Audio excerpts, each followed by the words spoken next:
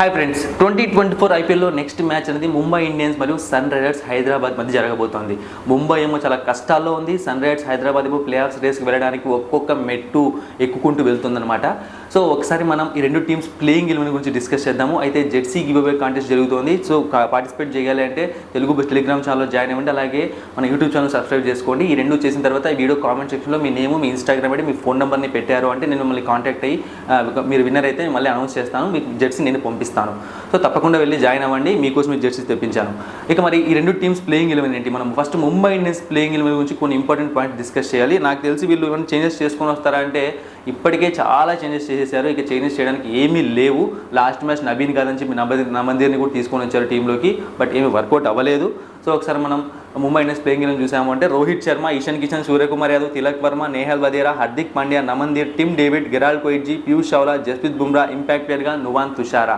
మరి ముంబై ఇండియన్స్ టీంలో ప్రాబ్లం ఉందంటే నాకు ఒక మాటలో చెప్పాలంటే ఈ సీజన్ గురించి చెప్తున్నాను. ముంబై ఇండియన్స్ నేను తక్కువ చేయట్లేదు, ఈ సీజన్ ముంబై ఇండియన్సే ఒక ప్రాబ్లం అయిపోయింది. వాళ్ళకు లక్ ఫ్యాక్టర్ పనిచేయట్లేదు, ఉన్న ప్లేయర్లు పనిచేయట్లేదు. ఎందుకంటే రోహిత్ శర్మ దగ్గర నుంచి, ఇషాన్ కిషన్ దగ్గర నుంచి స్టార్ట్స్ రావట్లేదు. ఇక మిడిల్ ఆర్డర్లో చూసామంటే సూర్యకుమార్ యాదవ్ కన్సిస్టెన్సీ లేదు. హార్దిక్ పాండ్యా అయితే బ్యాటింగ్కి వచ్చాడు అంటే ఖచ్చితంగా వికెట్ ఇచ్చి వెళ్ళడానికి వచ్చిన ఫీలింగ్లో ఉన్నాడనమాట.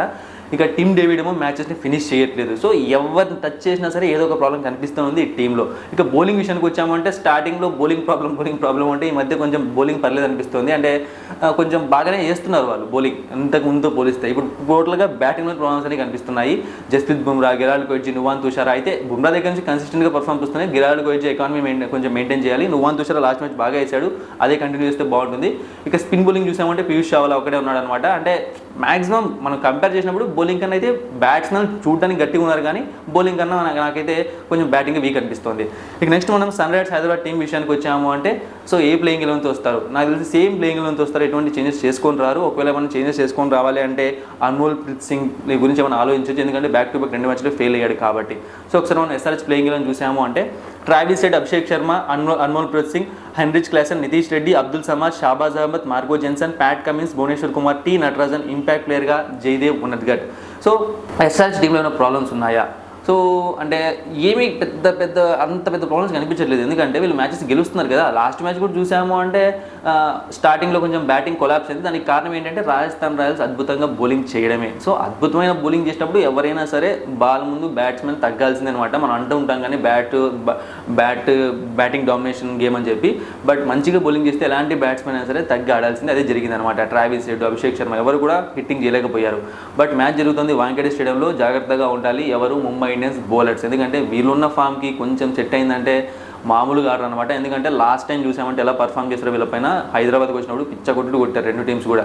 బట్ ఇప్పుడున్న సిచ్యువేషన్లో నాకు ఎందుకు కొంచెం ముంబై కొంచెం వీక్గా కనిపిస్తుంది కాబట్టి కొంచెం జాగ్రత్తగా ఉండాలి. అండ్ లాస్ట్ మ్యాచ్ చూసామంటే పిచ్ మాత్రం వాంఖేడే పిచ్ కొంచెం బౌలింగ్కి అనుకూలించింది, బట్ న్యాచురల్గా వాంఖేడే పిచ్ అలా ఉండదన్నమాట. బట్ ఏమైందో తెలియదు, అలా జరిగిపోయింది. బట్ ఈ మ్యాచ్లో నాకు తెలిసి మళ్ళీ మంచి బ్యాటింగ్ వికెట్ ఉండే అవకాశం ఉంటుంది. ఇక మనం ఇక్కడ టాపిక్ అక్కడికి వెళ్ళిపోతుంది. So Sunrisers Hyderabad team విషయానికి వచ్చాము అంటే ఈ టీంలో ఏ ప్రాబ్లమ్స్ కనిపించట్లేదు నాకైతే. ముఖ్యంగా నితీష్ రెడ్డి, మనకు అంటే నేను ఎస్ఆర్ఎస్ తరపున మాట్లాడట్లేదు, ఇండియన్ క్రికెట్ తరపున మాట్లాడితే మాత్రం చాలా మంచి ప్లేయర్ అనమాట మన ఇండియాకి దొరికాడు అనిపిస్తుంది. అంటే ఒక ఫాస్ట్ బౌలింగ్ ఆల్రౌండర్, బ్యాటింగ్ కూడా అదే విధంగా చేసే ఆల్రౌండర్ దొరకడం చాలా కష్టం. హార్దిక్ పాండ్యా తర్వాత ఇప్పటివరకు మనకు దొరకలేదు. శివం దుబే ఉన్నా సరే బౌలింగ్ సరిగ్గా చేయడం అనమాట, రన్స్ ఇస్తూ ఉంటాడు, బ్యాటింగ్ బాగా ఆడతాడు. కానీ నితీష్ రెడ్డి బౌలింగ్ కూడా బాగా వేస్తాడు, యార్కర్ని ఎగ్జిక్యూట్ చేస్తాడు, చాలా మంచి వేరియేషన్స్ ఉన్నాయి. సో చాలా మంచిగా దొరికాడు అనమాట. టీమిండియా ఎలా యూస్ చేసుకుంటూ చూడాలి ఈ ప్లేయర్ని, ఇంకా టైం ఉంది, చాలా యంగ్ ప్లేయర్ అనమాట. ఇక నెక్స్ట్ మార్కో జెన్సన్ దగ్గర నుంచి మంచిగా బౌలింగ్ రావాలి, ఎందుకంటే లాస్ట్ మ్యాచ్ ఇంపాక్ట్ ప్లేయర్ కాదు, ఏడెన్ మార్క్రమ్ ప్లేస్లో వచ్చాడు, బట్ పెద్దగా పర్ఫామ్ చేసినట్టు నాకు అనిపించలేదు.